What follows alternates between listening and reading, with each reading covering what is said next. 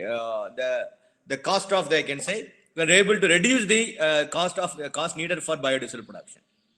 Okay, so I will go through one by one in terms of, I can say, oil extraction, followed by oil extraction different types, followed by optimization, then the biodiesel production, and what are the methods are available for biodiesel production, even for transesterification. Maybe knowing that for electrical heating method for biodiesel production, but we have come with microwave and ultrasonic assisted methods are, we have employed for producing the biodiesel. It's a recent advancement. Even the micro reactors we are using for producing the biodiesel. Then once the lecture completed for oil extraction as well as the biodiesel production, then we can able to discuss about the properties of physiochemical properties for vegetable oil and biodiesel in comparison with diesel as per ASTM D93 for diesel, ASTM D6151 for biodiesel, and you have to compare it. And because once the biodiesel is produced, you cannot directly take it for the engine application. You have to justify, you have to find out the feasibility, how best this fuel can be utilized. If you use it in engine, it may not create any problem. That kind of justification you have to do it. For that, you have to do the characterization by employing NMR, GCMS, FTIR, right? The kind of spectroscopy analysis you have to employ that, and you have to ensure that whether you really produce the biodiesel.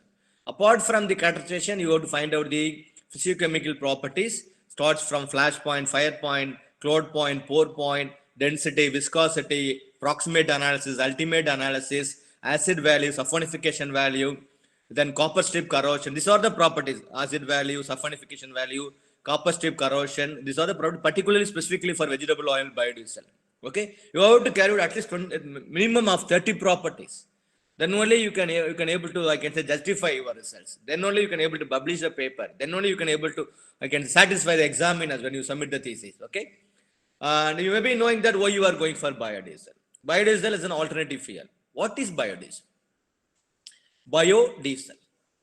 Any oil, any fuel, if you want to, I can say, any oil if you produce it from biological substance, which has the properties similar to diesel. Right, as you know that the diesel, we have the flash point value of around 45, maybe I can say 45 to 55. Fire point value of around, I can say, 60 degrees centigrade.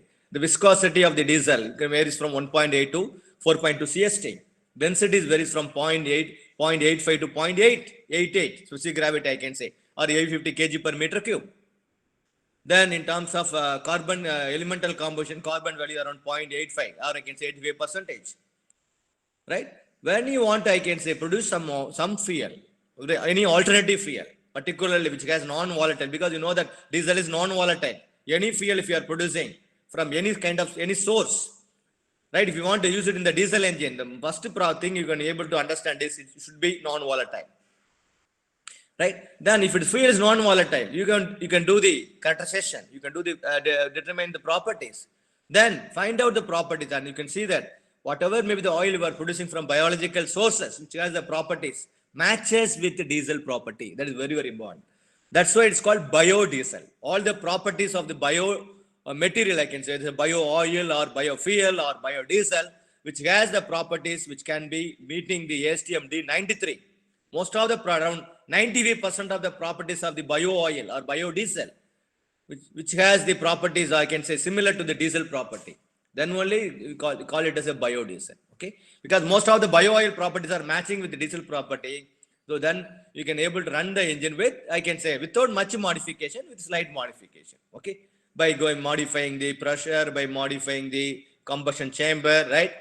Small modification necessary by modifying the fuel, by blending or blending with the diesel or blending with alcohol, whatever may be the liquid fuel which is non-volatile in nature, you can able to blend it. Okay, so as you know that we are keep on using a conventional fuel, so there is a probably there will be a scarcity of, I can say, conventional fuel probably after 2050 may not, I can say, have the petrol and diesel for running the engine of internal combustion engine.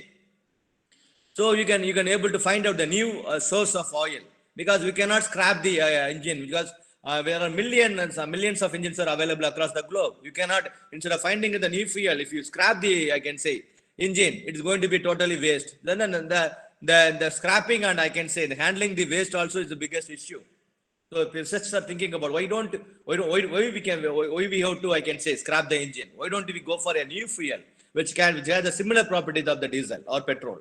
Okay, so that is the reason why researchers are doing a lot of research in finding out the, I can say, bio oil produced from algae and non-edible source, jatropha, pongamia, neem. Many sources are available. There are million sources are available. Non-edible sources are available. Always the research needs to be encouraged by going for a non-edible source. Don't go for edible source, because when you are using gingerly oil or coconut oil or groundnut oil, and there is always the problem going to happen for food versus, I can say, the industry. We can live without engine, but we cannot live without oil. Okay, always you can, by consuming the vegetable oil, edible oil, then there is a lot of issues going to happen in the, I can say, in terms of the, from the people side. So always do the research, always produce the oil, which is not going to be questionable by the people, right? So that's why there were a lot of researches going on in terms of vegetable oil production by using a non-edible source. There are million sources available. Only I can say in terms of 1,000 or 10,000 is only we have traced out. Remaining is still yet to find out. Okay, biodiesel, you know that, right, is a chemically derived fuel by using a process called transesterification. I can say biodiesel is the transesterification, the process in which one mole of dry glyceride reacts with 3 mole of alcohol in the presence of either homogeneous, heterogeneous, or enzyme-based catalyst. By using I can say, by operating the process at a particular temperature. The temperature of the reaction is based on what is the alcohol you are going to use. Suppose we are using methanol. If you are using ethanol, naturally the boiling point decides the operating temperature. Okay, so we can able to, I can say, produce the ester-based oil either from the waste cooking oil or from the animal fats or from the non-edible source. Ultimately, you are going to remove the fat. That is the biggest advantage in going for a chemical method in which you are completely eliminating the fat. Because the fat, whatever it is present in the vegetable oil, is going to create a problem whenever you inject the fuel into the combustion chamber. The gum, whatever may the fat will be there when you're during the combustion, is going to be melted. It will be deposited on the various parts of the combustion chamber. Starts from the piston crown and piston rings, and then fuel injector, the valves, and fuel, I can say, the cylinder head. If you allow the, I can say, the gum which will be there, the fat is going to be melted and deposited on the cylinder surface. After some time, it will be acting as a insulating layer. So that means you have to burn the fuel, you have to reject the heat to the surrounding. Otherwise, the durability of the engine component going to be affected. Okay, if you are not removing the fat before take it for engine application, then it's going to be a serious issue. Even the fat which will be present in the vegetable oil during injection, because you know that injection hole is varies from micron size to maximum of, I can say, 3 mm. If the fat is present in the bio oil, is melted, if it is clogged into the fuel injector, then you are injecting the fuel at a pressure of 200 bar to 220 bar at a mechanical injection method. Whereas we go for electronic fuel injection system, you are going for 2000 to 2500 bar. If there is no opening at the fuel injector, then automatically this injector will burst. So there are a lot of issues there. Then piston ring is going to be sticked. Then if there is no expansion of the piston ring, right, then there is a problem of fuel, I can say, combustion. During the combustion gas will tends to move through, I can say, through the crevice volume. It will be going to affect the lubricating oil quality. So a lot of issues are there. So we have to find out the method in which you can able to remove the fat completely, so that you can bring down the density and viscosity of the vegetable oil. You know that viscosity of the vegetable oil is approximately 10 to 20 times more than the diesel viscosity. The only way to improve the pumping characteristics of the fuel injection, only by reducing the viscosity. Okay, we'll discuss everything in detail. So there are many sources are available. You may be knowing that jatropha, right? Jatropha, maybe I can say in the railway they are using 5% biodiesel, jatropha biodiesel. Jatropha crucose is available, and against wherever you come across against the place where there will be any scarcity in water, right? There is no fertile lands are available. You can encourage the farmers to cultivate this kind of non-edible, I can say, sources. You can able to cultivate it. It has a revenue also. Okay. So one of the thing is jatropha. All right. It is you can wait for, I can say, maximum, I can say, 4 to 5 years to get the fruit. Okay. Once you get the fruit, you can take out the fruit. You dry it and you can split it out. You will get a seed. From the seed, you can go for either a mechanical extraction or chemical extraction. You can able to produce the oil. Okay. Then the next one, Pongamiya. In Tamil, we can say Punga tree, right? There you can able to, I can say, even cultivate it. This doesn't require much water. Okay, initially for you need water, then after some time doesn't require any water. So without water, you can able to go, I can say, grow the tree, right? I can say every hectare you can able to get a 900 to 9,000 kg seed you are going to get. Then you can able to, I can say, grow 100 trees per hectare. Okay, so this is the Pongamiya fruit. From that you can able to remove the cover, fruit cover. You will going to get the Pongamiya seed, right? It is available in plenty across in, I can say, even Tamil Nadu. Okay, so you can able to find out another method. I can say another source is Pongamiya apart from Jatropha. Then another one is wood apple, right? You can able to see that this is the AMC, Agilum mermulus corilla. Tamil we call it as a wilvam. Most of the Shivan temple we are having this fruit. It is also has the potential. If you put 1 kg, I can say, in the mechanical extraction system, you will likely to get around 50% of the seed will be converted into oil. It has a lot of scope. Okay, in Tamil we are saying that is wilvam. In you can say in Hindi we say bal. Okay, so in English we are saying that wood apple. This is another source, right? We have many sources, right? You find out any source, then you can able to extract the oil, right? First one, you grow the tree, you cultivate it, you can wait for 4 to 5 years.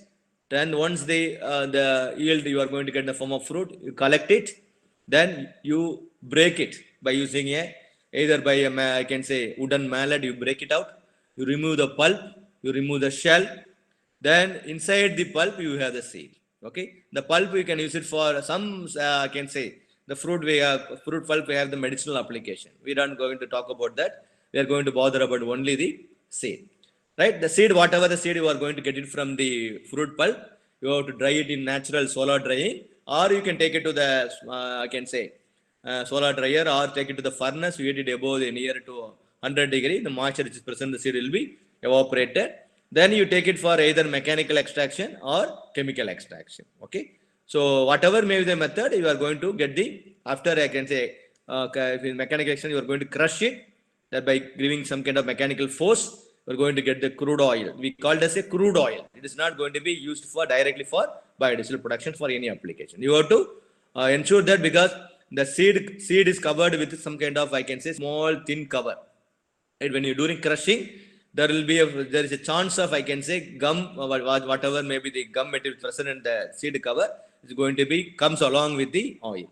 Okay, so you have to remove the gum, because the gum will affect the engine performance. If you are not remove that during, I can say, combustion, the gum, whatever the gum is present, going to be melted. It will be deposited on the different parts of the engine components. Even for biodiesel production, if the gum is present in the oil, I can say it is going to reduce the biodiesel yield. Okay, so you have to remove it. Degumming means you can how to do the degumming is, you can put hot water at a temperature of 60 to 70 degree. You spray over the crude vegetable oil, I can say, and then whatever maybe the gum present will be, you can be able to get in the form of soap. As you know that the density of the soap will be lower than the density of vegetable oil. It will be available in the top layer over the vegetable oil.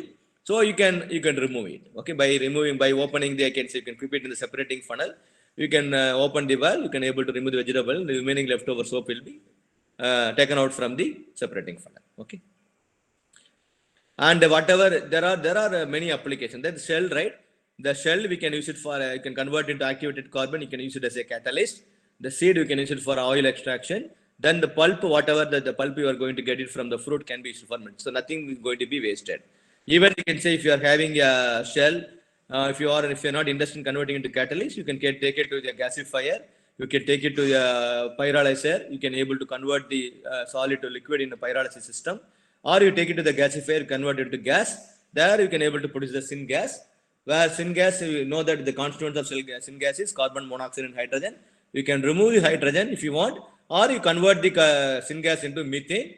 Then that methane can be taken for Fischer-Tropsch reaction. You can convert into methanol. Okay, there are many ways you can able to cultivate. You can able to produce it. Okay, what is the first step? As a first step, seed and bean is cleaned and dried. Foreign material like I can say stones, glass, and metal is taken out by sieving, and magnets and disposed outside the feed chain. This is a general method.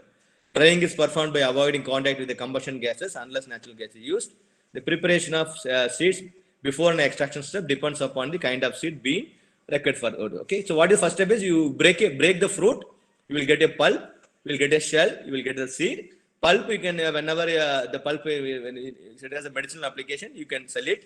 Then the shell you can crush it, you convert into activated carbon, take it to the muffled furnace, do some kind of process, you convert activated carbon that you can use it as a catalyst, or you can use this activated carbon for wastewater treatment, which has application. Or if you are not interested in converting into catalyst, you take it to the gasifier, convert into gas. Then you can use it for a fuel, or you convert it to liquid by taking to the Fischer-Tropsch reaction system. Or if you want to convert the solid into liquid, you take it to the pyrolysis reactor. You can operate the system at ambient, I can say, inert atmosphere, so that you can able to convert all the seed powder into the bio oil. Okay, so nothing is going to be wasted. Then once the seed is collected from the, I can say, taken out from the fruit pulp, you can dry it natural drying, or take it to the furnace so that the moisture needs, because every I can say 1% moisture present in the seed is going to affect the yield by 1%. Okay, so what are the ways in which you can able to reduce the moisture content of the seed? You can able to increase the oil yield. Okay, drying you can do it by either natural method or going for, I can say, some kind of conventional methods are available. Okay, so this is the thing with respect to the wilworm. This we have done research with respect to wilworm fruit. We collected the fruit and we have bisected the fruit. I can see here inside the bisected fruit you have pulp along with the seed. You can take out the seed. I can say that this is nothing but a seed with a gel, because the pulp, no, it has a gum or maybe the jelly like thing will be available. If you are directly used to the mechanical extraction or chemical extraction, the gel will be increase the acidity of the oil. The way to remove the gel is you can soak it in hot water. You can probably half an hour to 1 hour. You can heat it around 60 to 80 degrees centigrade, and less than the boiling point of water. That corresponds to 1 atmosphere. Then whatever may be the gel which is present in the seed, you can see here, as gel density will be lower than the seed density. So gel will be in the top layer. Then you can remove the gel, and whatever may be the leftover we call as a seed, you can dry it either by going for natural drying or solar drying, or take it to the furnace, provide some kind of, I can say, electrical heating. You can evaporate the moisture which is present in the seed. Okay, these are the steps involved. Then we are going for different methods of producing the oil: mechanical extraction, solvent extraction, and enzymatic extraction. Mechanical extraction, you may be knowing that, right? Whenever you want to put gingerly oil, coconut oil, you take it to the grinding mill shop, and you can able to extract the oil. But what is the problem in mechanical extraction is you are going to get, I can say, maybe 30 to 35% only you are going to get the oil. Remaining 68% is going to be waste. Okay, whereas if you go for Socklet extraction system or chemical extraction system, where you are going to convert because when you go for mechanical extraction system, you are not going to powder the seed. You are simply putting the seed as it is. Whereas in the solvent extraction system, you are going to convert the seed in terms of powder. So you can take it to the grinding shop, or you can say you can go for in the house itself we are producing chutney and other things, right? That kind of mixture you can use it. You can put the seed, dried seed, you crush it, and you can convert the seed into in terms of micron size and nano size, or I can say the size. You put a sieve, right? I can use the sieve, the way in which the wheat powders are sieved, right? Before preparing chapati or parota or something, right? The same way, after the seed is converted into in terms of powder, you put a different sieve according to the required size. You can able to get it size or a centimeter size or micron size, nano size. Because why I am talking about different sizes, the surface area, the particle size also plays a major role in getting the maximum yield in chemical method.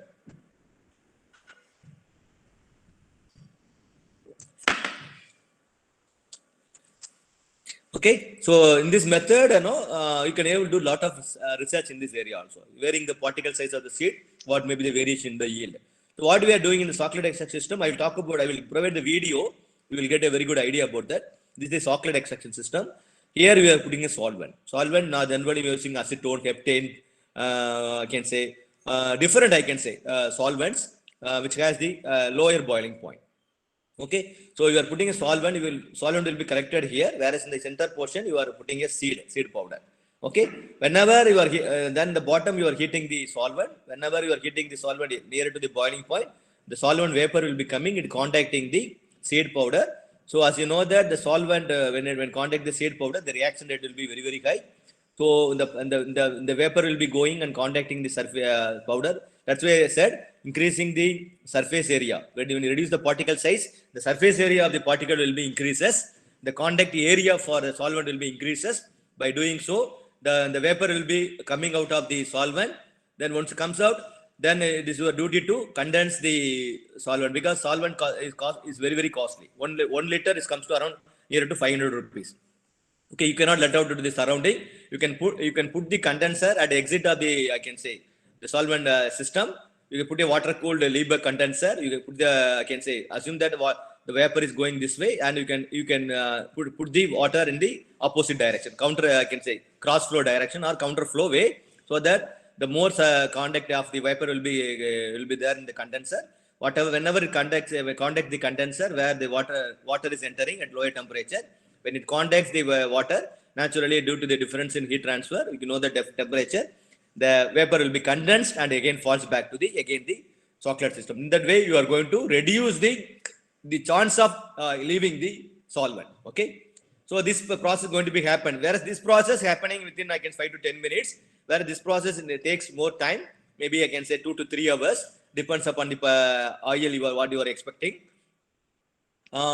This is about, when you see the yield level, it is 35%, maximum 35%. Here it is, you will be getting around 45 to 50%, right? So for a given feed material, you are increasing the yield, oil yield, right? That means approximately 1.5 to 1.7 times the mechanical extraction system. Whereas you go for enzymatic, it is very very time consuming, but the yield will be slightly higher than the chemical extraction. But as we are bounded to the time, we cannot spend, I can say, we are using some kind of catalyst. The seed powder will react to the enzyme catalyst. It will take more time, in terms of a few days, to produce the oil.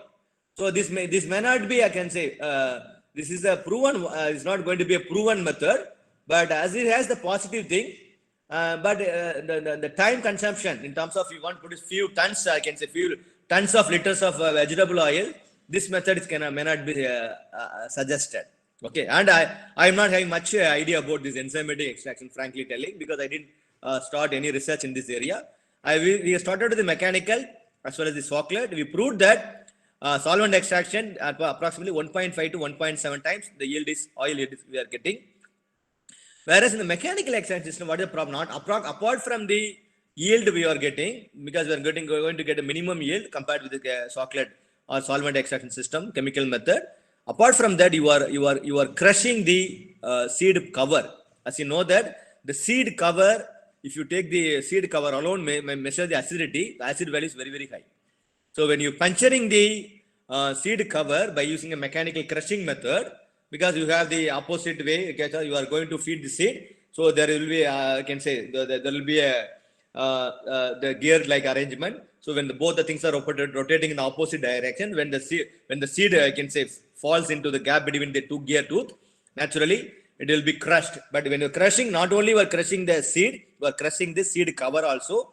That is the reason why when you find out the acid value of vegetable oil by going for a mechanical extraction system, it will be slightly higher. So that will, because as acid is present in the vegetable oil, even then if you are using directly into the engine application, it is going to erode the engine components. Because the acid, whatever it is present in the vegetable oil by going mechanical extraction system, is going to erode the engine components. Even then, if you go for, I can say, biodiesel production by going for transesterification, you would add more, I can say, acids to neutralize the pH value. So that problem is going to be eliminated if you go for chocolate system. But you can able to spend only 5,000 rupees. If you have 5,000 rupees, you can able to develop your own system, chemical system. Whereas this one, it will be in the cost will be maybe nearer to 1 lakh or something. I don't have the exact value. If you go for, I can say, minimum size, probably we'll get even at that one coming around near 2 lakhs. Okay. Whereas when you have only, I can say, maximum 5,000 rupees, including solvent cost I am talking about, you can able to produce the oil from your laboratory, from your house itself. Okay. Even you can create a bigger size, because it is made up of glass. Even you can able to visualize what is happening from the when the process is happening. You can see from the front. So how the solvents are evaporated, how the oils are produced, how the solvents are circulated, everything you can able to visualize it. Okay. Once the process is completed, you can go for, I can say, bigger size. If you want to replace the glass by using for stainless steel or some good materials. Okay. So this is the, I can say, how the mechanical systems works. Maybe knowing that, right? So oil pressing or expeller pressing means a mechanical method for extracting oil from vegetable oil, nuts and seeds. By physical pressure, you are going to apply. Mechanical extraction, how things are done for centuries. You know, be knowing that. Oil pressing ranges in capacity for less than 1 tons over 50 tons. But this is going to be, I can say, very, very quickly you can produce the oil from the solid. So maybe solid seed material.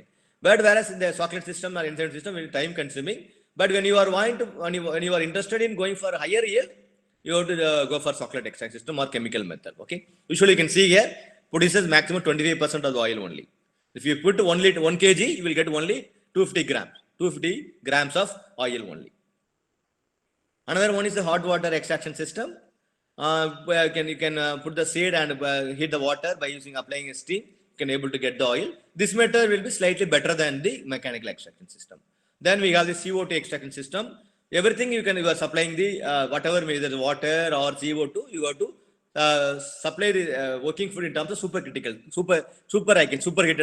steam condition. Okay, by doing so, as you know that the superheated steam became like a gas.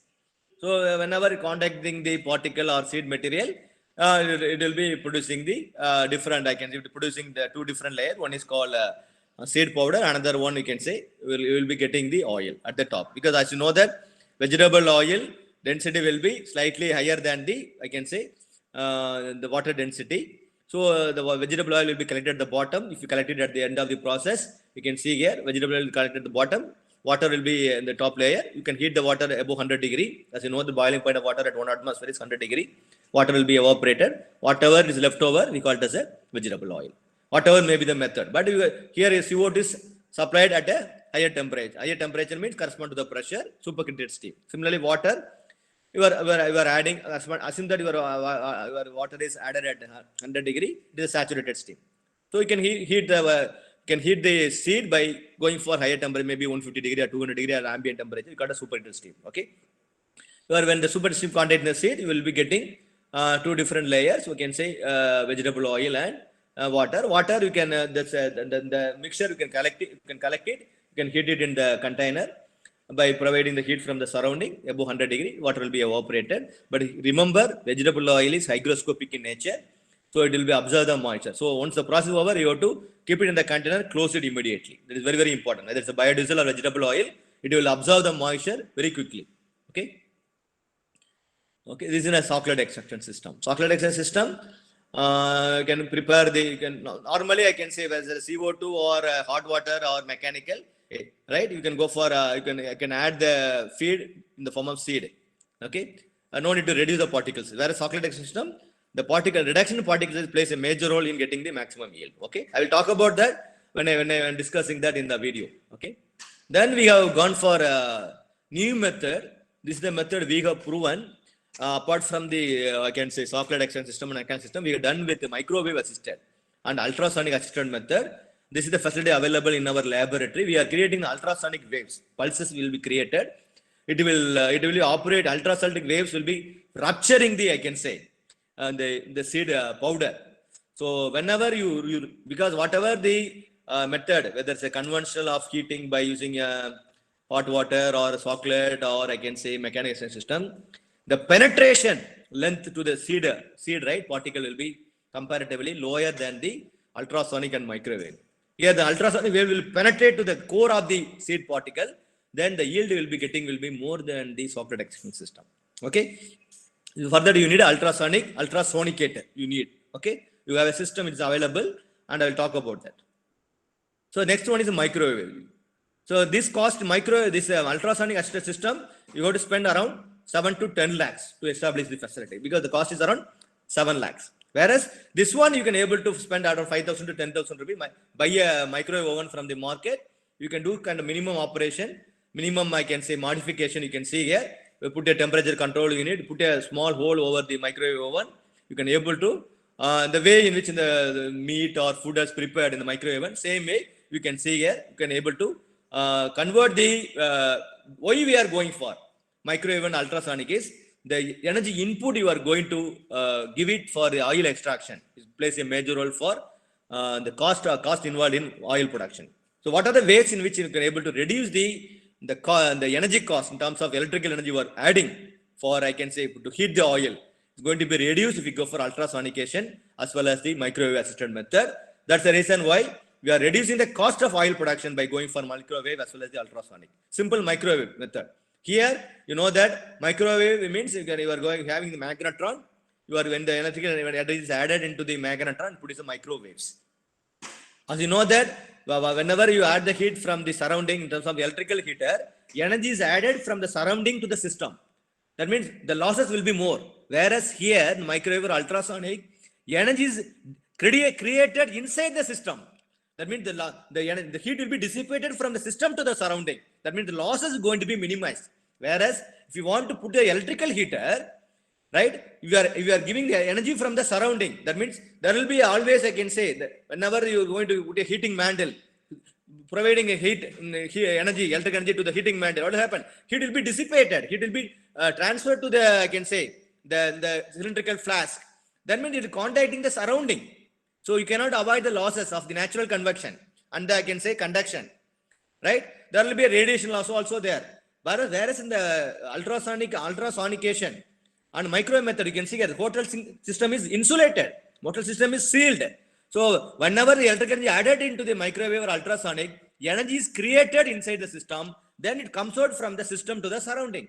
As the system is completely insulated, the thickness is more than the critical insulation thickness, then the loss is going to be minimized. That means energy will be created at the center core of the seed particle. That means the oil yield comes out from the ultrasonication as well the microwave will be much higher than the, I can say, Shockley extraction system or mechanical extraction system. Okay. And also you have to see that I will show the slide.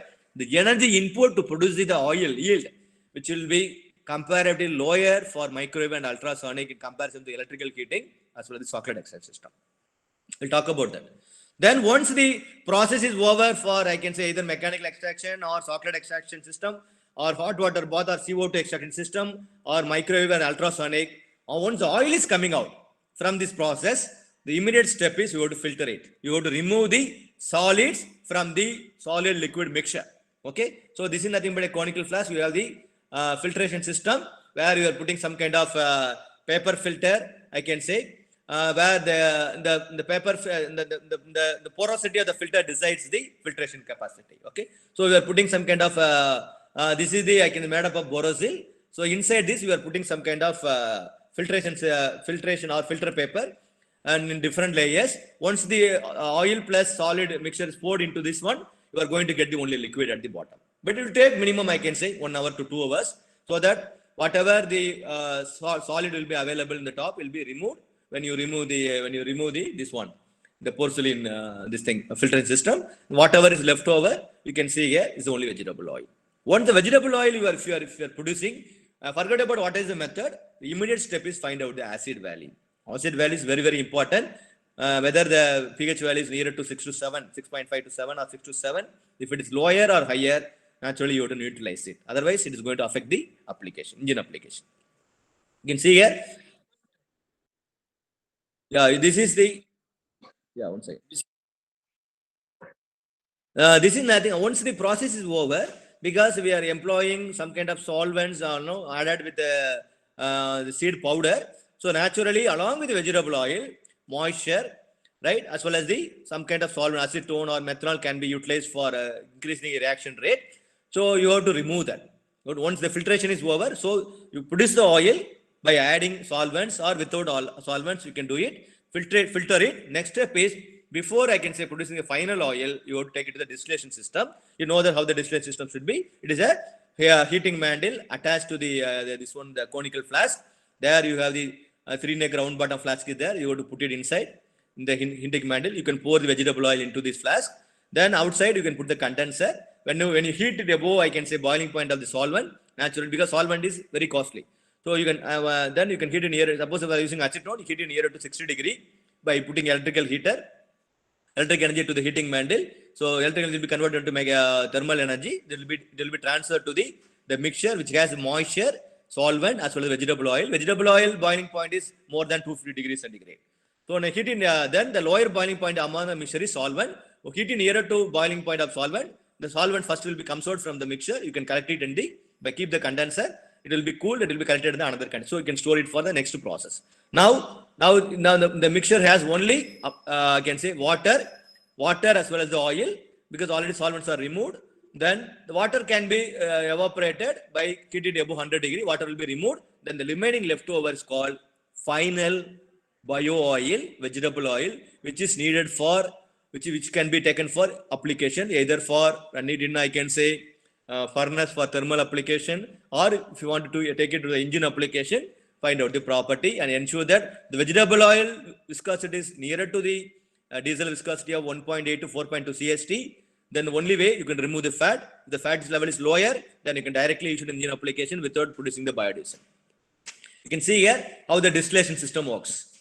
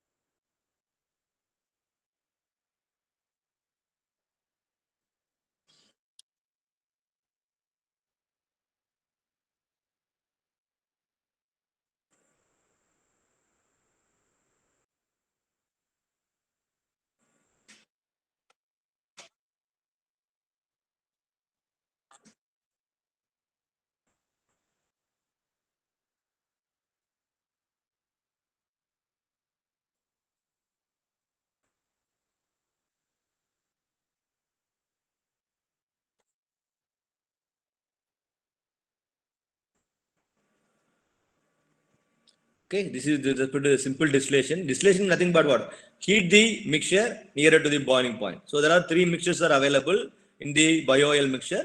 I can say solvent, as the water will be, I can say definitely going to be there with the vegetable oil, because vegetable oil always affinity to the water.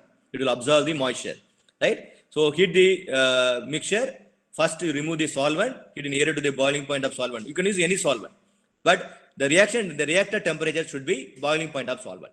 If you are using acetone, it's around 60 degree. If you are using methanol, nearer to 45 to 50 degree. If you are using ethanol, you can use nearer to, I can say, above, I can say, 80 degree or nearer to 90 degree. So that reactor temperature to remove the solvent depends upon the boiling point of the solvent you are using.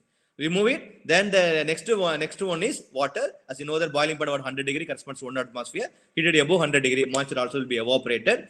The remaining leftover will be free from solvents, solid particles, and then moisture. That you have to take out immediately. You can store it in the closed container. Otherwise, the absorption of moisture will be will happen. So it will increase the density as well as the viscosity of the vegetable oil. Okay.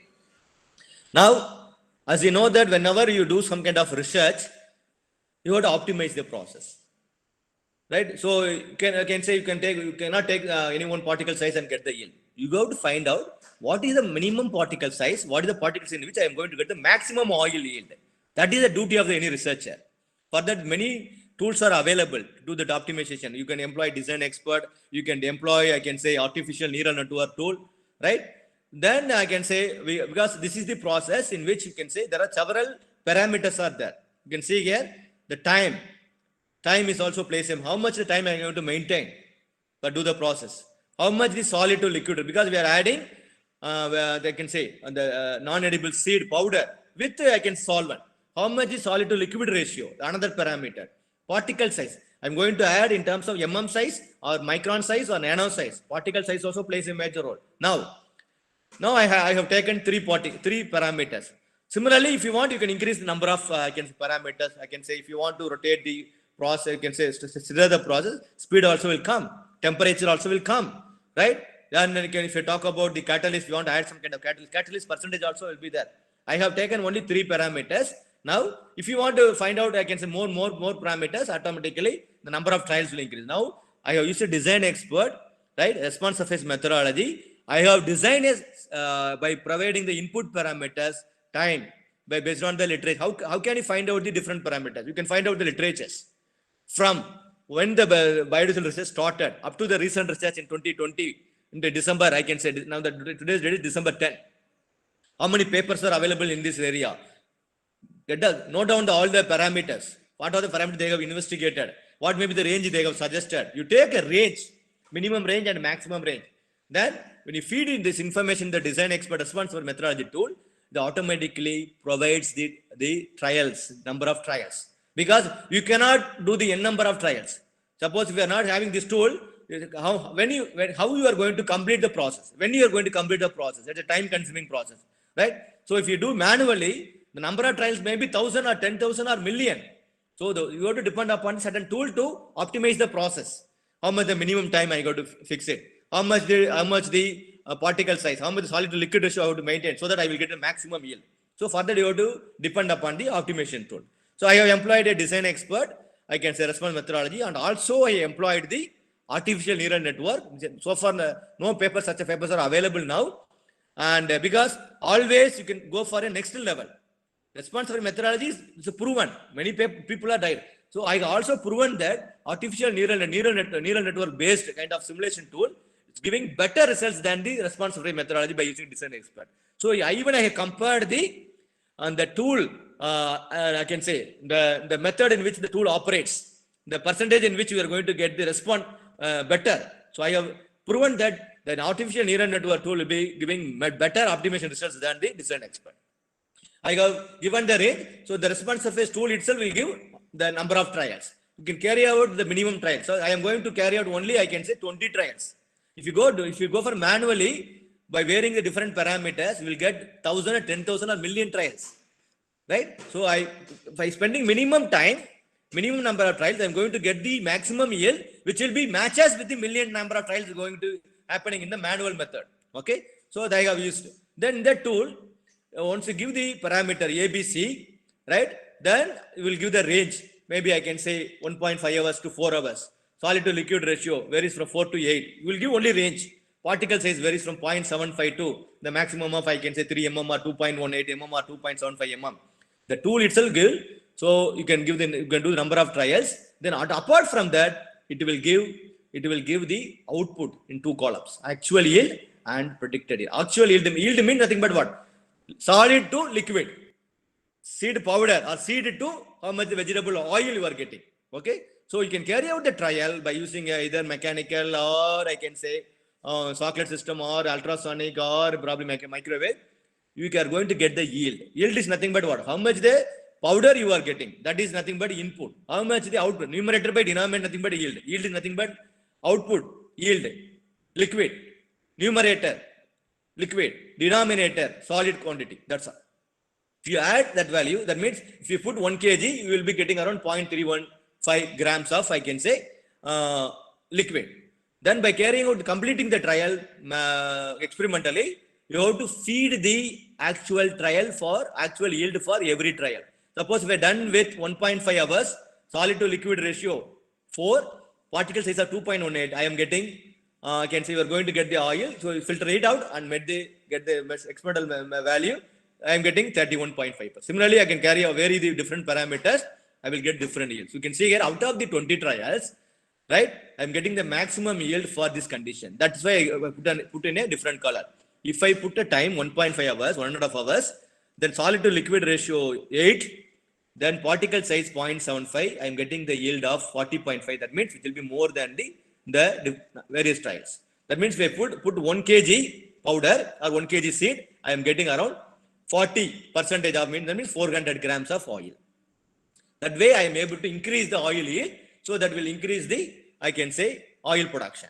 Okay, so from that I can able to say by you can see here, by varying the particle size from 2.1 to 0.75, I am getting the maximum yield. Similarly, by increasing the solid to liquid, that means if you for the given solid, if you increase more solvent, you are getting the maximum yield. Similarly, you can see here when the time is minimum time, you can see here 1.5 hours, we are going to get the, that means that we are going to discuss now.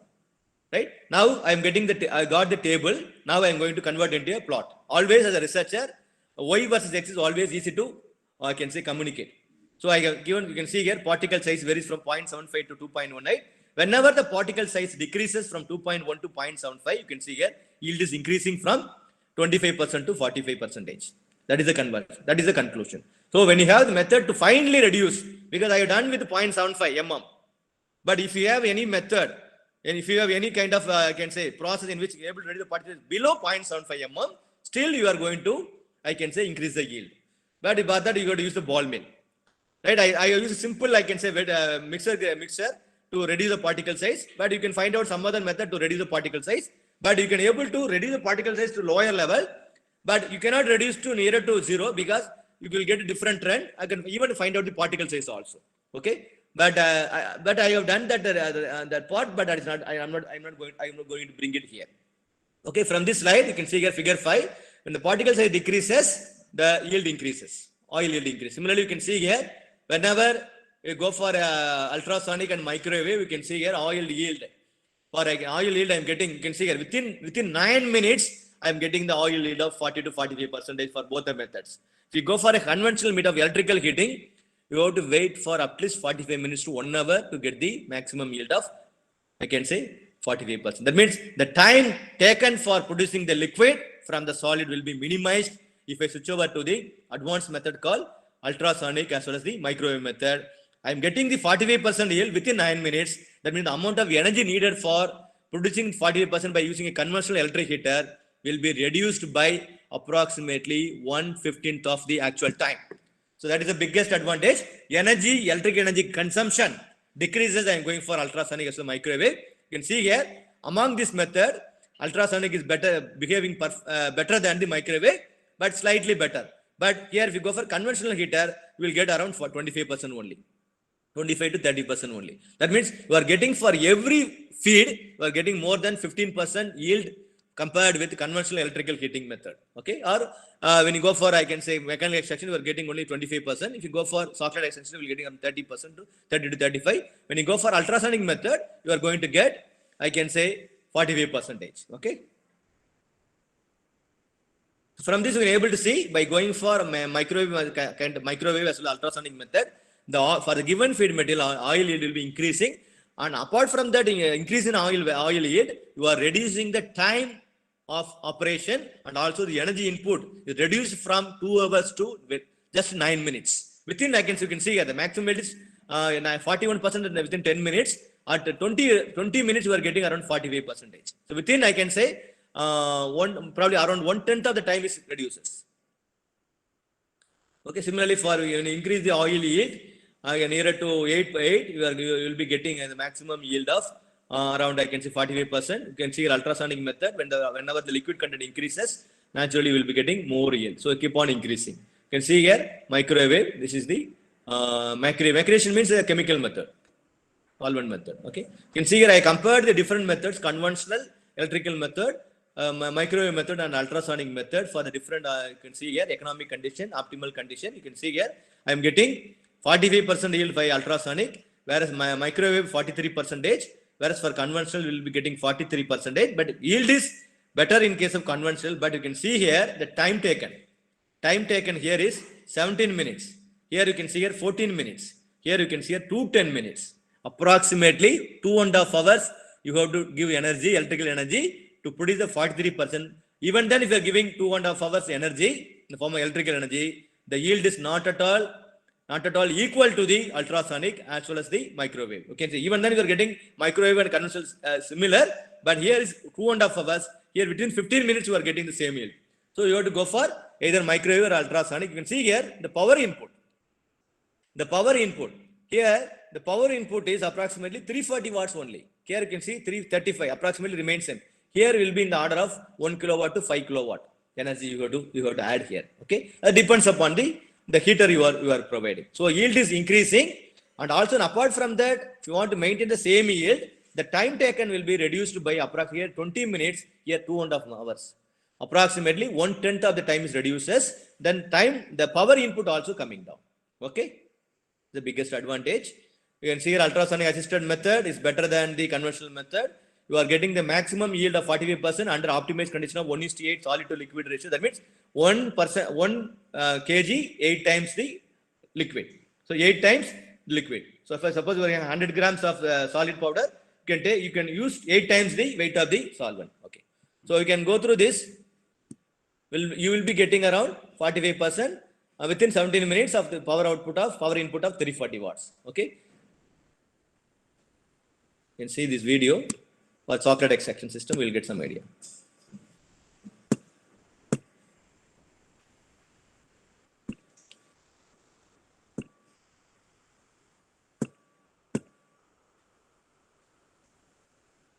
So this is a problem in, I can say, running. I don't know. Okay, we'll move to the next slide. Ultrasonic assisted. So they are adding solid feed powder or maybe some reduction in particle size. You can see here ultrasonic pulses are generated. You can see here how the turbulence is created.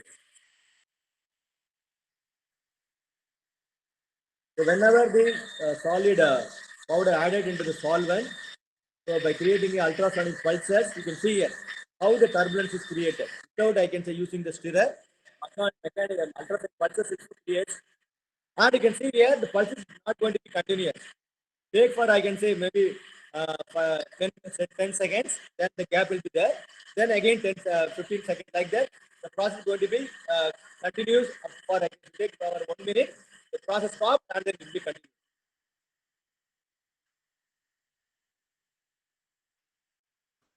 I don't know about this one. I can see here if it is working. I don't know. Okay. This is for ultrasonic method. So if you have any question, we will discuss at the end. Then the next one, after the oil is produced, final oil is produced, the first method is you have to find out the acid value. Okay. So this is the methods are available in the standard. So maybe the simple titration method, I can see in the first year chemistry and all, students are doing it. You may be knowing that it's the container. The container you can keep the oil. In the burette, you can keep the I can say potassium hydroxide solution. Okay, this is the acid value is the process. You can see here what are the materials are needed is oil, then the mixture of ethanol and diethyl ether, phenolphthalein, 0.1 normality kVH. Okay, so in the 0.1 normality kVH and this thing and are added. You can see here. Place 1 gram of oil only in the container. Add 66 ml. How to prepare the solution? You need it in the beaker is. Add 66.6 ml of ethanol and 33.3 ml of diethyl ether solution in conical flask. Add 2 to 3 drops of phenolphthalein in the above solution. Okay. So in burette, you can see here. Here you can add the 1 gram of oil along with the mixture of 66.6 ml of ethanol and 33.33 mixture. That means 100%. That is 66%. Approximately 67% ethanol. That is 33% diethyl ether solution. This has to be added here. Solution here. Then the solution has ethanol plus diethyl solution plus oil. In the burette, you are having 0.1 normality kVH. So it is filled in the burette. Whenever you open the valve, it will be there in the burette. Drop to drop, you can add it. Whenever there is a change in color from the whatever may be the color. Suppose there are initially vegetable color is pearl yellow or green, whatever it is. There will be change in color happens whenever the kVH added into the solution. I can say phenolphthalein solution. The color change happens from the original color to the pink color. That at that point you can stop the I can say kVH addition into the conical flask. So what may be the drop in the kVH solution from the container is a direct measurement of acid value. Okay, assume that the burette is filled with the burette is filled with 30 cc. From 30 cc, assume that there will be a there will be a 5 ml drop in the value. You can see here. The approximately will get around 25. That means 5% nothing but acid value. It's a direct measurement. Okay. So saponification value is another method. So I don't want to spend too much time on this. These are the method. Kinematic viscosity, you can use it for by using a viscometer bath. You can find out the viscosity, or you can use the Brookfield kinematic viscosity. You can measure the I can say directly by using a capillary tube kind of method. Whereas in the Brookfield viscometer, you are measuring dynamic viscosity. So you know that kinematic viscosity nothing but dynamic viscosity by density. So this is you can able to spend this one probably 2 to 3 lakhs. You can spend. You can buy this one viscometer bath. But Brookfield viscometer you have to spend more than 7 lakhs. Okay, this is the direct measurement. You can feed the oil into the system. So there will be a stirrer available. So you will create a CS test. From that you can find out the dynamic viscosity. Dynamic viscosity by density. You know that vegetable oil, any oil liquid, you can find out the density. Divide the ratio of dynamic viscosity by density, nothing but kinematic viscosity, that you can find out as per the ASTM. This is the Brookfield. This is available in our laboratory. Density, you can use you can use hydrometer, or you can say find out the specific gravity, multiply by water density, you can find out the density of the particular liquid, or you can use the simple method, mass by volume. That's all. Okay, so you need a weighing machine. You can store the liquid in the container, measure the weight for the given volume, then mass by volume, nothing but density. It's a simple method. Okay. Next one is copper strip corrosion, the specific method for vegetable oil and biodiesel. So you are following ASTM D133 standard. So there will be a small copper strips will be available. So before I can say this is a copper strip. This is nothing but copper strip corrosion system. Inside you have the I can say liquid which has the boiling, which will be maintaining by temperature of 100 degree.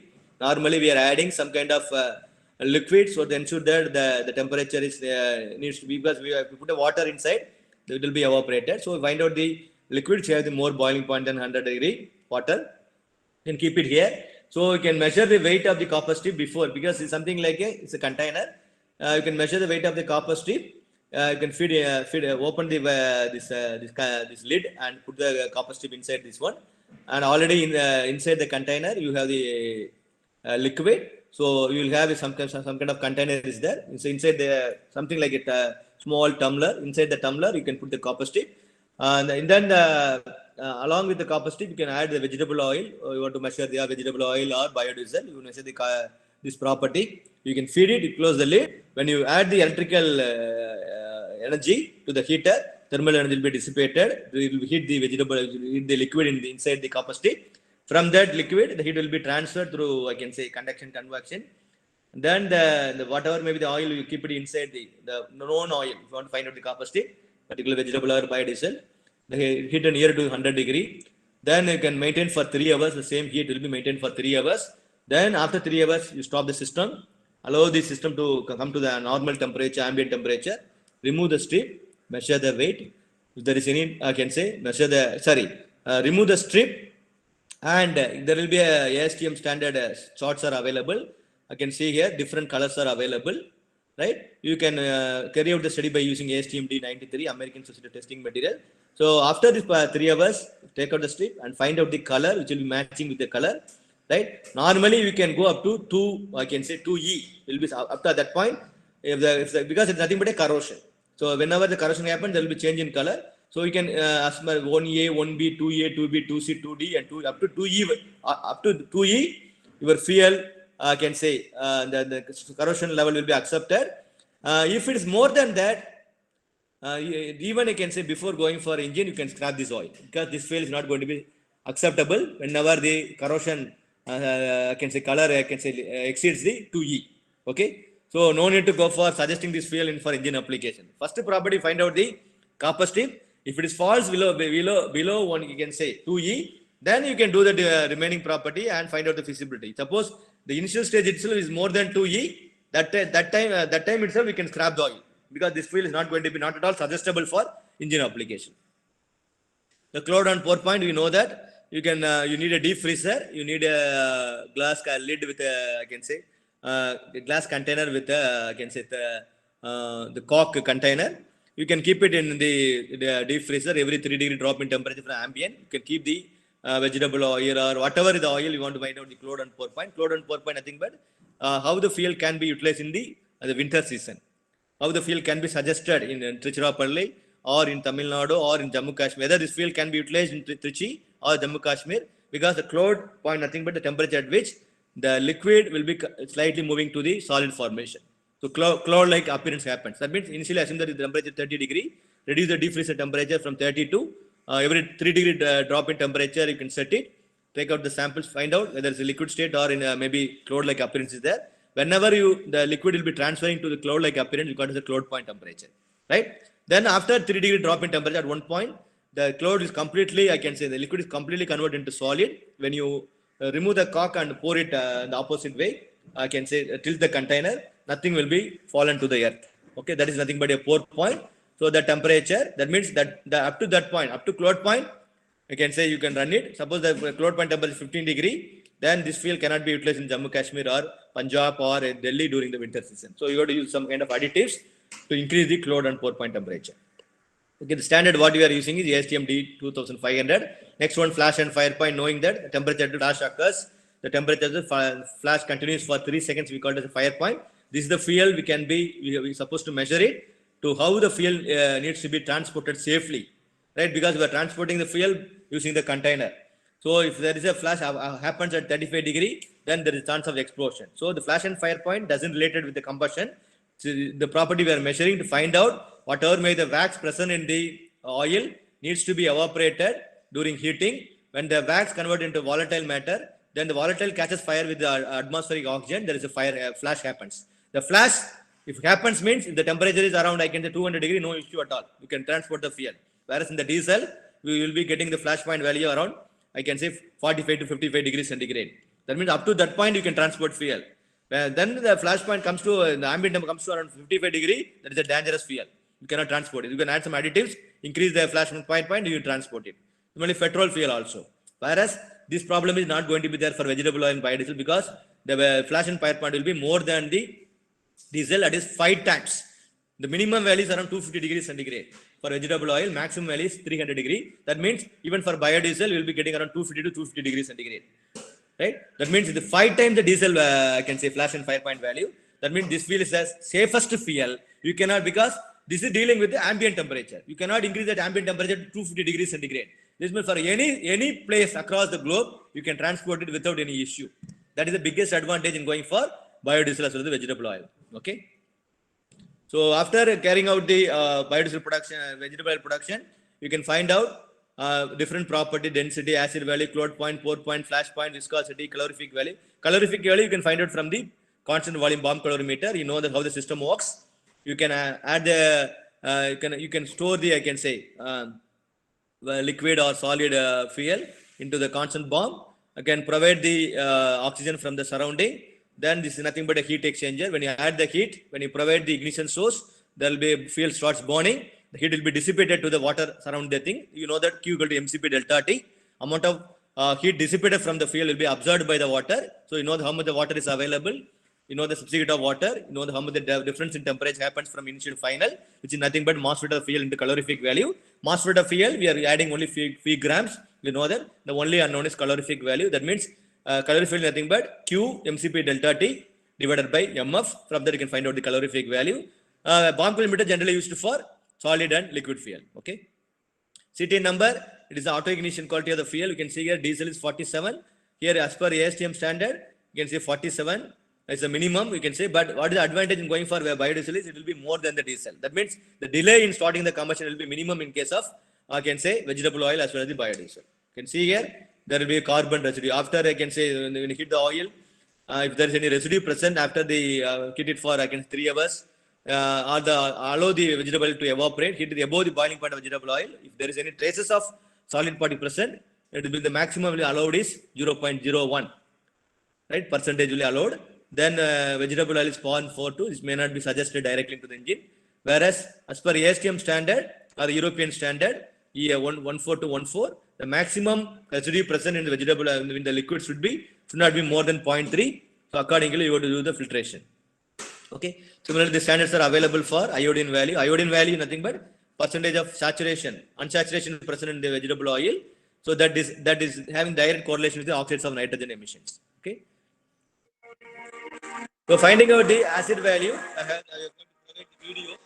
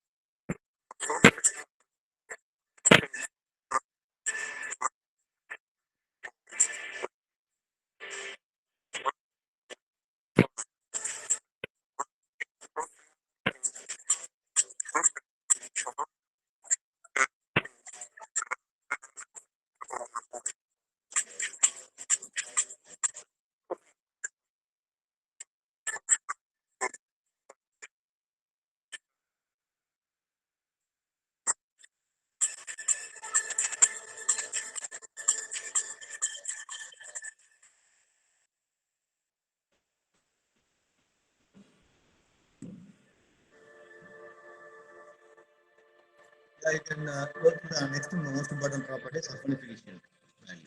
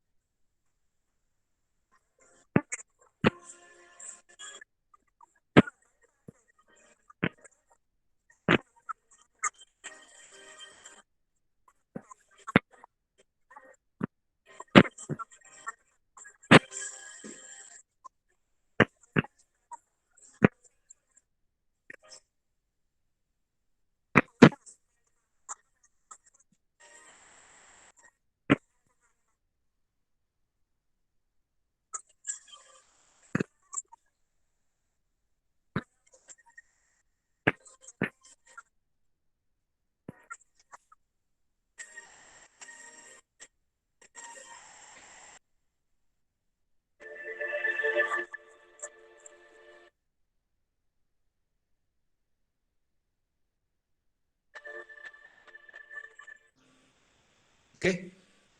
So I have completed the first part in which how the non-edible source needs to be found across the globe, how it will be converted into, how then once you found, you can able to bring the fruit and you convert into a pulp, seed as well as the shell.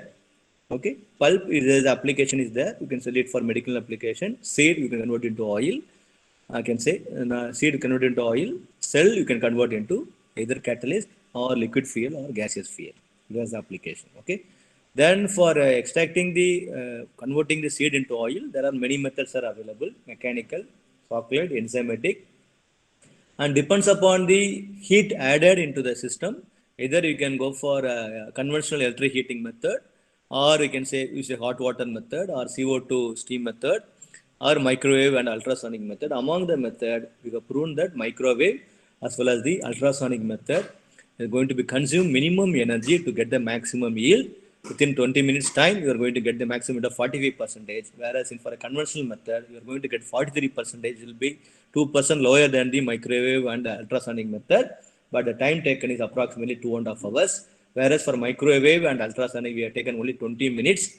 Similarly, the power input to get the, I can say, to do the process, the order of 340 watts in case of ultrasonic, maybe 335 in case of microwave, whereas it will be in the case of conventional, it will be in the form of kilowatt. Okay, so cost of oil extraction, right? The cost of biodiesel production or cost of oil extraction will be lower in case of microwave and ultrasonic. So you can able to suggest it for further, I can say, kind of application. Okay. Then we have found out the different properties I can say before I can say once the oil is produced from the any kind of method, you have to filter it first. When you filter out solid alone removed, then you have the crude oil, you have the solvent, you have the moisture, you have the vegetable oil. So you have to separate out moisture as well as the solvent from the mixture by heat it nearer to the boiling point of solvent first, remove the moisture, put the condenser at exit of the extraction system, condense it, store it. Okay, because you cannot remove, you cannot send it to the surrounding because its cost is involved, and also it may be I can say create some kind of different environment. Maybe sometimes it will create some headache or some problem may be there, acetone and other things. Okay, so you have to remove that, remove from the mixture, and you can collect it back by keeping the water cooled condenser. You can store it for next process. Similarly, moisture, as you know that the vegetable will observe the moisture is hygroscopic in nature. So you have to heat it above 100 degree. So moisture also will be evaporated. Once it is completely eliminated, all the foreign particles, dust or water or all solvents, you can immediately store it in the closed container. Otherwise, if you keep it in the atmosphere, again moisture will be absorbed by the vegetable oil. The density and viscosity will be going to increase. Once the process is over, we call it the final vegetable oil, which will be needed for the application. I can say either for engine application or maybe taken for gas turbine, or you can take it to the thermal power plant. And after the final vegetable oil comes out, you have to find out the physiochemical property by take it to the GCMS, find out the saturated and unsaturated fatty acids. Then you take it to the NMR, find out the molecular structure, single bond, double bond, and triple bonds are there. How many bonds are available? Then you can go for I can say FTIR. You can find out NMR. You can find out the different elements present. Whereas FTIR, you can find out the different bonds present in the vegetable oil. So by going for a GCMS, we can able to find out the molecular weight of the vegetable oil by knowing the saturated and unsaturated fatty acid present. The molecular weight of the known thing will be available, but whereas for the new source, you can find out the molecular weight. That is very much needed for finding out the different properties. Okay, once you find out the molecular weight, single bond, double bond, other things from the FTIR and the NMR spectroscopy, you can find out the physiochemical properties by bringing into the different equipments as per the ASTM D6751 for vegetable oil and biodiesel. Whereas for diesel, always you have to compare with diesel, because you are going to use this oil in the diesel engine. So always you have to compare the vegetable oil with the diesel first. ASTM D93 for diesel, ASTM D675 for vegetable oil. You do all the properties: flash point, fire point, viscosity, density, calorific value, cetane number, then elemental composition by using ultimate analysis, the elemental analyzer, then proximate method, fixed carbon, volatile matter, ash, moisture. Then I can say acid value, saponification value, copper strip corrosion, carbon residue, right? Iodine value, everything you can find out as per ASTM D675 for vegetable oil, ASTM D93 for diesel. You compare it whether it is necessary to go for biodiesel production or not. Okay, feasibility of the vegetable oil, if you find that density and viscosity is more, so definitely you go to go for I can say chemical method. We call it as esterification or transesterification by producing the biodiesel. Once the properties are matching with the ASTM limits of both, I can say, vegetable oil as well as the diesel, then you can find out from here itself whether you have to go for engine application or not. Suppose we are finding out the copper strip value more than the 2E, or it is coming at the order of 3A or something, then you have to stop by this time itself. Okay, you cannot, this fuel cannot be, vegetable cannot be utilized for biodiesel production for and also biodiesel cannot be used for engine application. Okay, so Chandrasekhar, are you available? Chandrasekhar? Hello, yes sir, yes sir. So how much time I can take? Now the time is 11:10. Yes sir, yes sir. Another 10 or 15 minutes you can take, sir. Okay. So I will complete the biodiesel production. Engine part I will left over because many people will talk about the engine. Only this part, the oil production part, no. I think no speaker will likely to speak about. Then I will lightly touch upon the biodiesel. Then I will end my session. Okay. Okay, sir. Okay, fine. Okay. Then next one, synthesis and catalysis of biodiesel production from vegetable oil. So vegetable oil already converted, and we have satisfied the norms suggested by the ASTM. then we can able to understand that except I can say viscosity and density, other properties are matching with the diesel property. So the only way to reduce the fat level by going for chemical method. There are several methods are available. You can use vegetable oil by directly use it, or you can go for pyrolysis to heat it to reduce the viscosity. But apart from the transeric method, we can go for heating or blending or pyrolysis or micro emulsion by adding alcohol. You are not going to reduce the fat completely. The only method in which you can able to reduce the fat completely is going for transesterification. Is a chemical method in which you are going to, or I can say the process in which 1 mole of vegetable oil added with 3 mole of alcohol in the presence of catalyst, either homogeneous or heterogeneous catalyst, and the total process needs to be operated at a particular temperature, and it depends upon the alcohol. Suppose you are using methanol as alcohol, you will be getting methyl ester based you can say oil, and the boiling point is around 45 to 60. If you're dealing with ethanol, I can say more than 60 up to 90 degree you can go for. If you go for a higher alcohol like propanol, butanol, the advantage in going for higher alcohol is and then the calorific value and cetiane number going to be increased. But what the disadvantage in going for higher alcohol is it take more time for converting into biodiesel ester. Okay. Now, in case of, I can say, if you compared with higher alcohol carbon value of 10 to carbon value of 1 methanol reaction it will be higher than the any kind of any other alcohol. Okay. The only problem is the cost of the methanol will be costly, and also it is very corrosive in nature. And as you know that methanol when you release to the atmosphere, it will going to affect the people those who are really working in this area. Okay, this highly something like acid. It will be handled with care. Okay, but the response time will be very high in case of methanol. Okay, right. So vegetable oil, you know that vegetable nothing but a triglyceride. This is the composition of the triglyceride structure. So what we are exactly doing in I can say biodiesel production is we are removing the glycerol from the glyceride. Okay, that is CH2, CH, right? CH2, CH, right? That structure will be removed from this because if you are going for blending or pyrolysis or micro emulsion, the fat is still present. During burning, the fat will be melted, it will be affecting the engine components.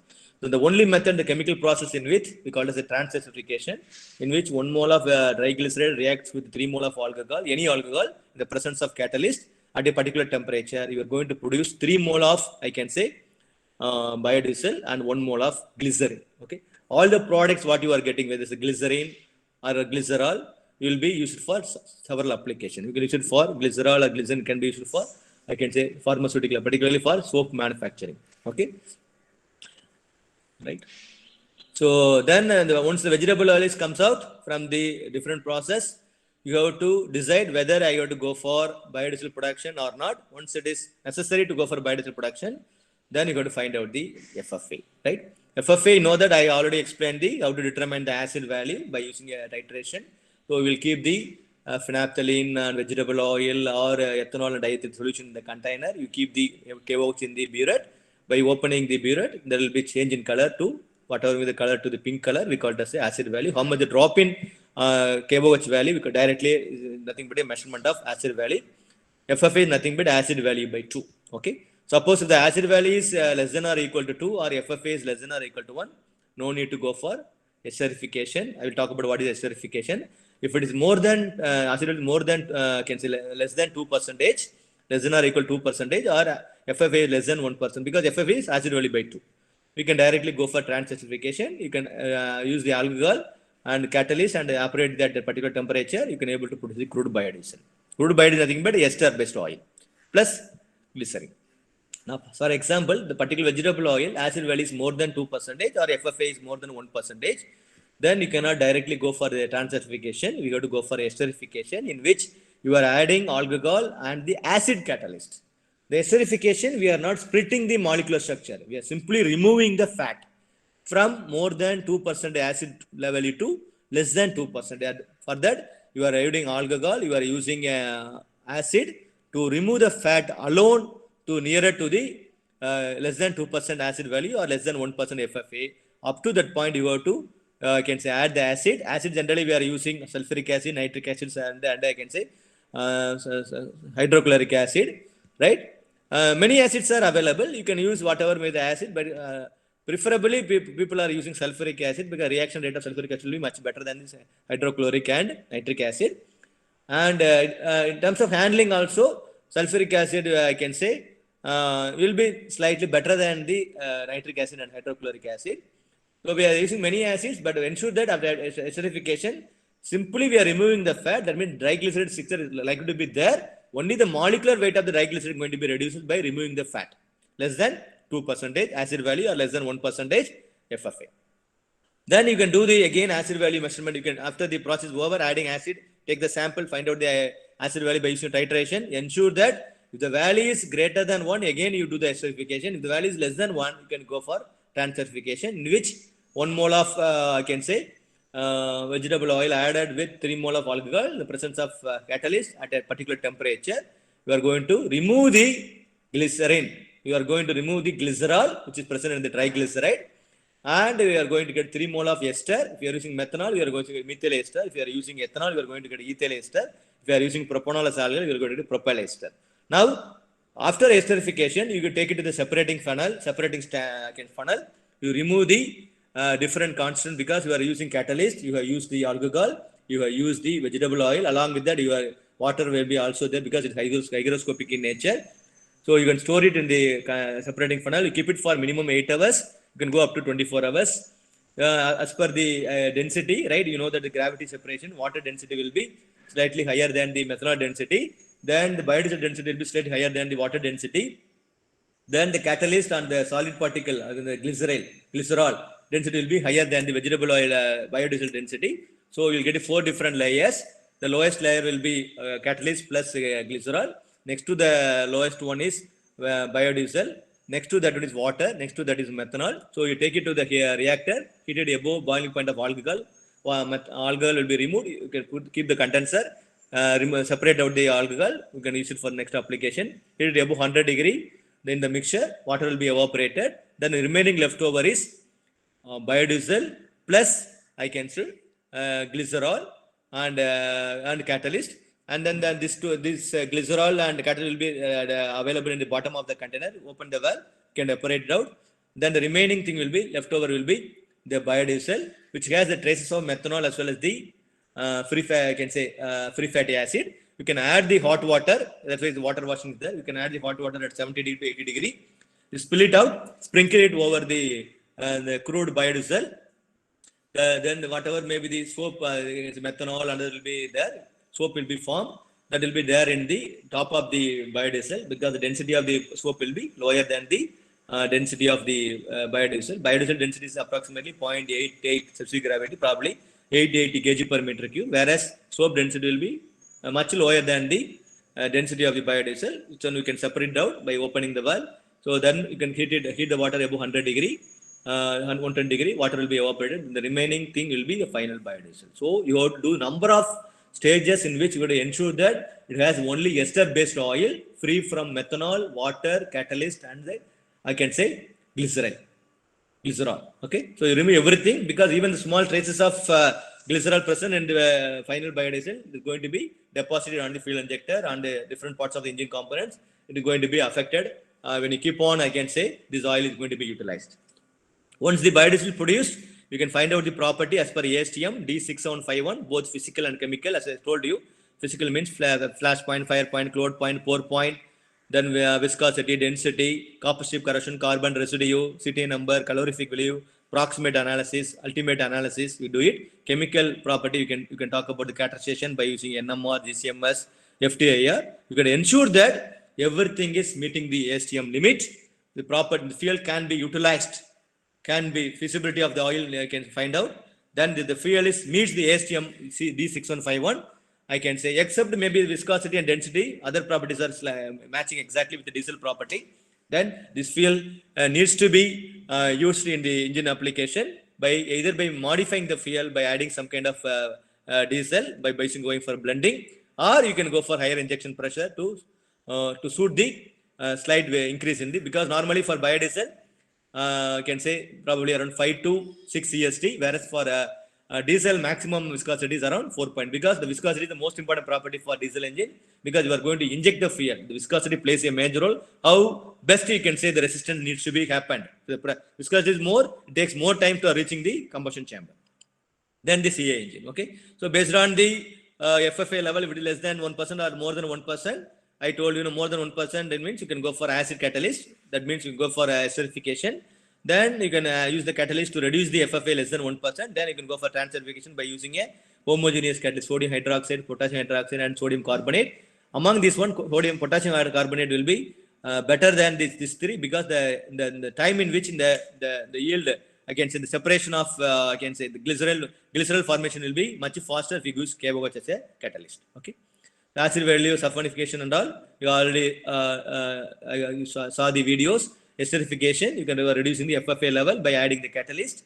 Then transerification, you can see here, this is the chemical structure of the triglyceride. Adding 1 mole of triglyceride added to 3 mole of methanol in the presence of catalyst by operating at particular temperature. That depends upon the alcohol what you are using. If you are using methanol, you will be varying from 45 to 60 degree. So you will get a 3 mole of alcohol, that ester, we call it as the biodiesel. Then 1 mole of glycerin.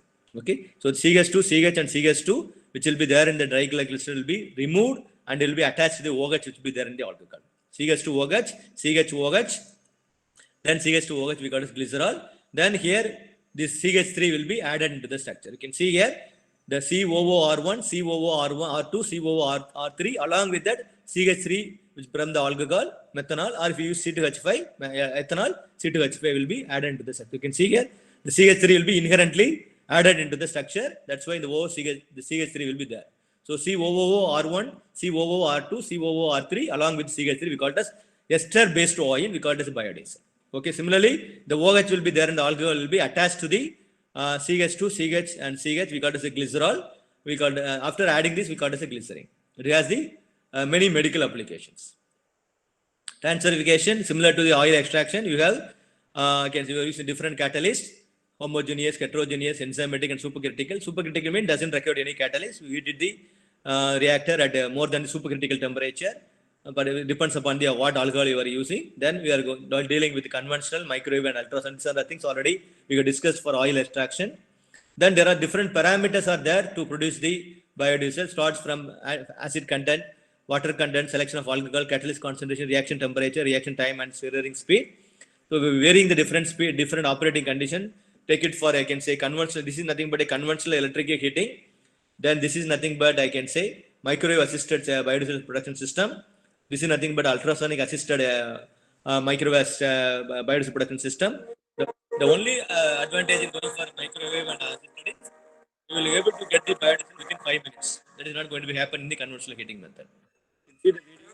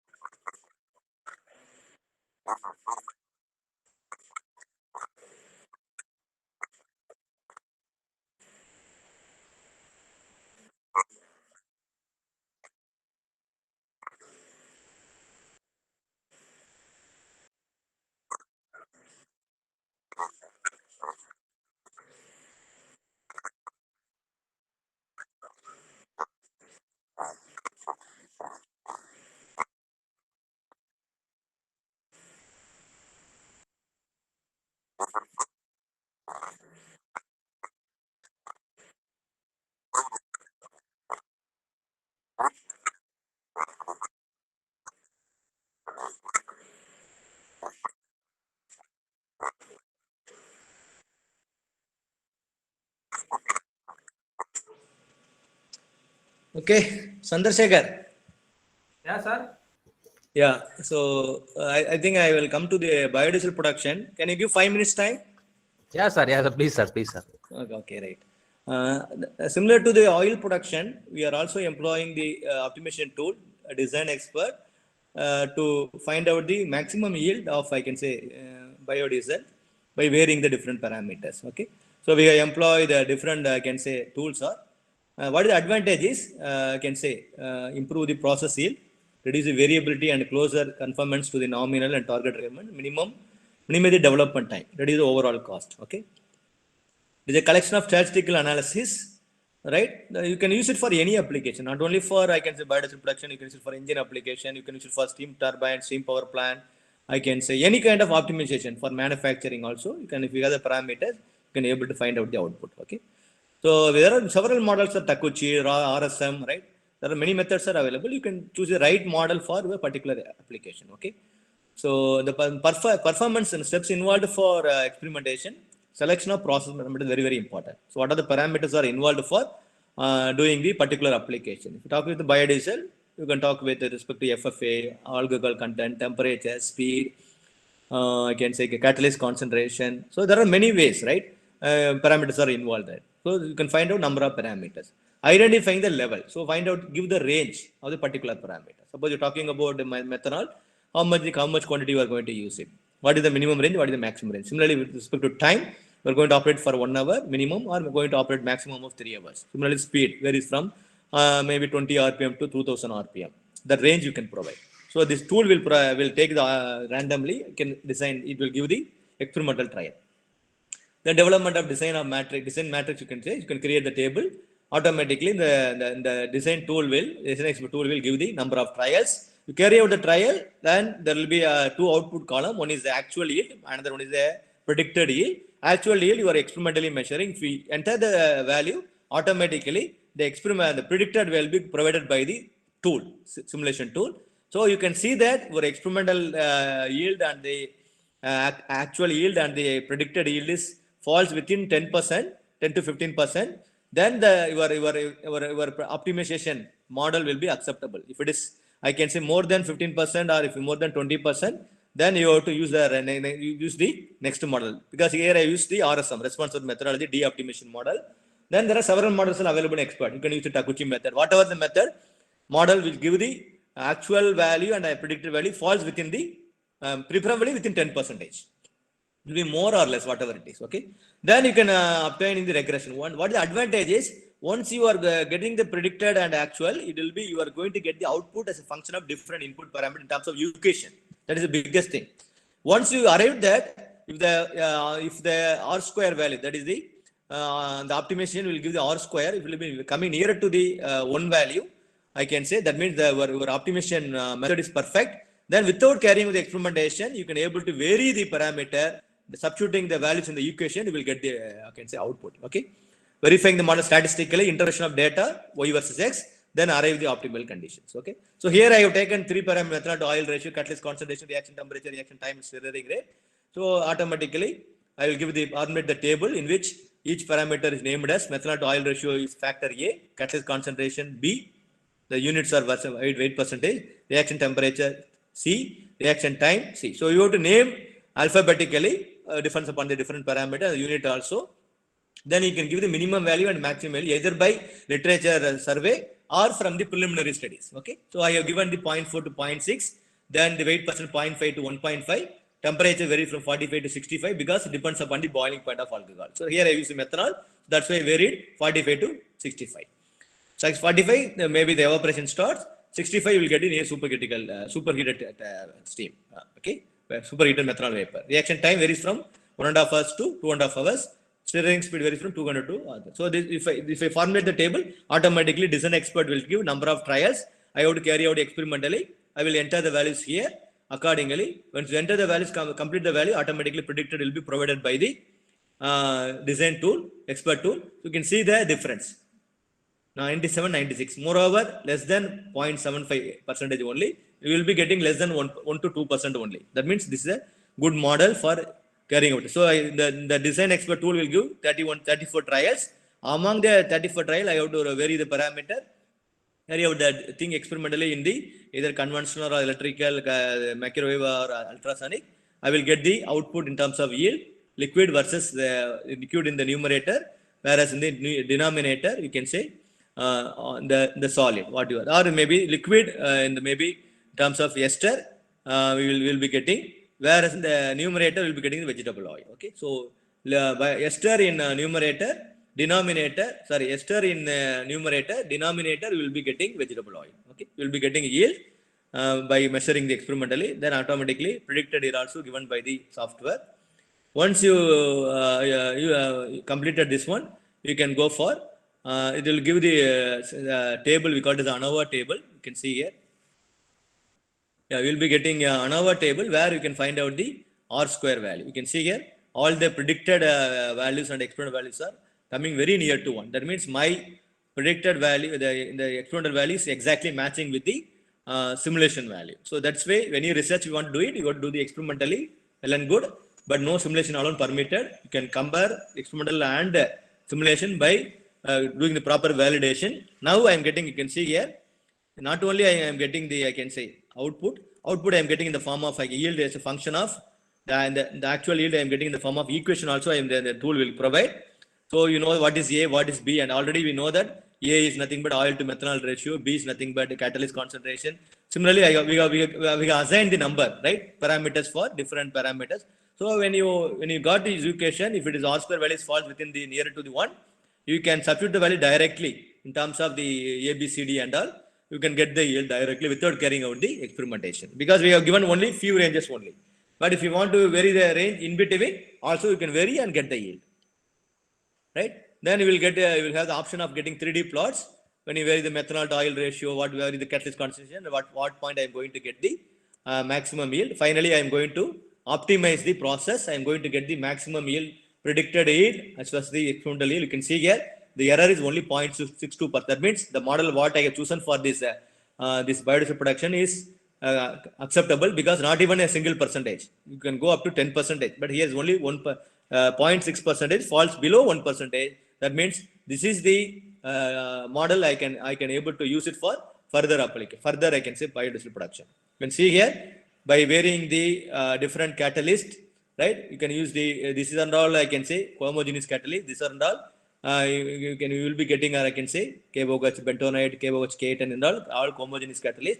By varying the catalyst also, the yield is going to be varied. Okay, I am getting maximum of 90% as homogeneous catalyst. I can 92% by going for sodium ethoxide, the mixture of I can say sodium as well as the sodium methanol as well as sodium hydroxide. Sodium will be getting 92%. That means if I put 1 liter vegetable oil, I will be getting 0.92% biodiesel. That means 0.92 liter biodiesel.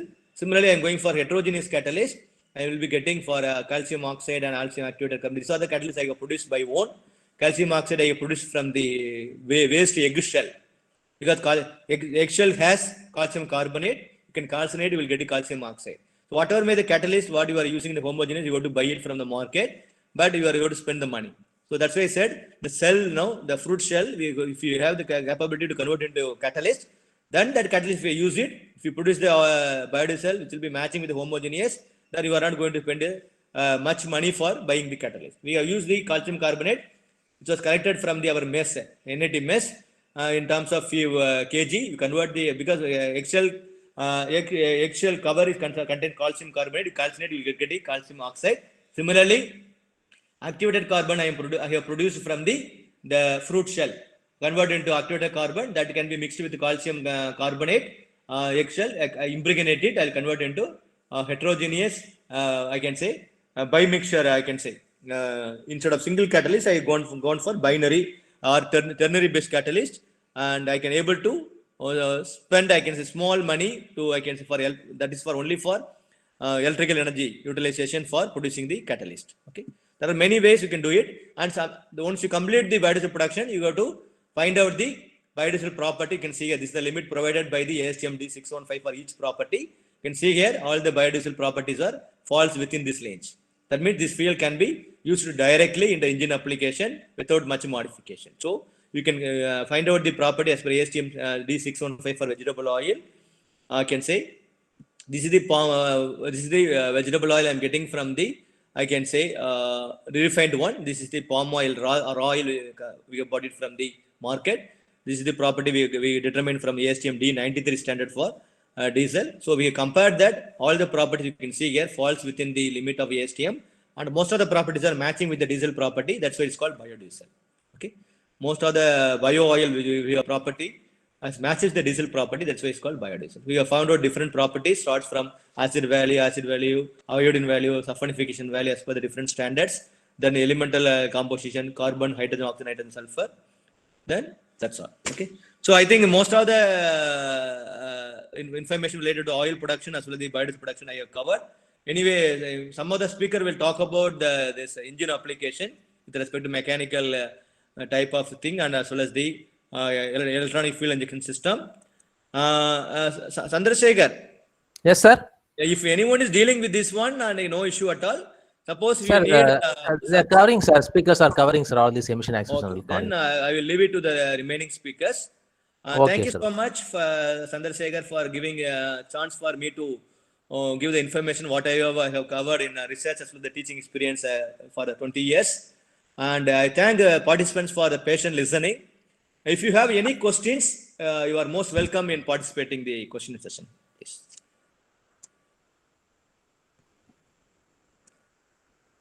Participants, any questions? Any clarification? You can interact with the speaker.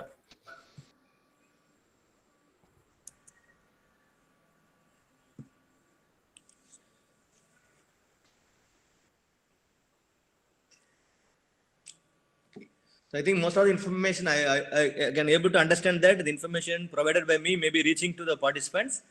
Even if you want to utilize my laboratory in NID Trichy, if anyone is doing in biodiesel research lab, can say we are operating all the oil extraction, biodiesel production, characterization, then property determination, engine I can study. in a consultancy mode, you're free to contact my lab, the thermal laboratory at NITT, or you can post a mail to me. My email ID is anandachu@nitt.edu. It is available in your NIT website. You can try to explore it. My mobile number is 9444 838 909.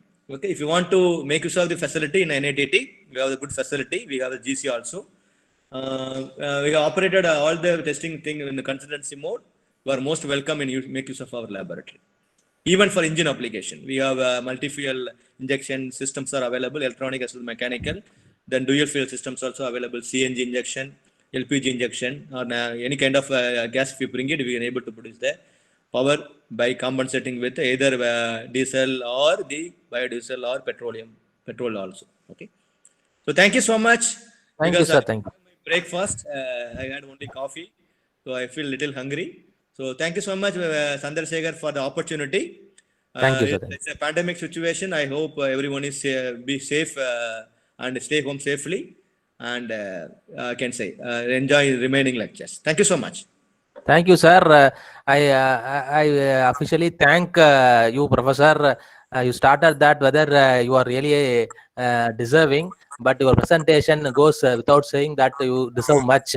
Okay, so I have watched your presentation fully, and you have highlighted many small things where really we can look in for research work. You have told that the whatever alternate fuel we go, there will be the implications of the fat and gum. So we have to go for degumming. So the alternate fuel will be hydrophilic in nature. How to avoid that? So all those are very nicely presented in an illustrious manner. And also, apart from IC engine, furnace application oil can be used. Okay. Then even that literature review, you told that while framing the table, many of the researchers are not doing that. When we go publications, if you put that table listing the parameters in alphabetical order, very good information. Small things you have done very nicely, sir. Thank you, sir. All those are golden words. I hope the participants will take into account the golden words. Thank you for joining us, sir. Thank you for a nice presentation. So much. God bless you all. Those who are pursuing the research, I can say God bless you to everyone. Make use of, if any help is necessary, you can contact me at any time.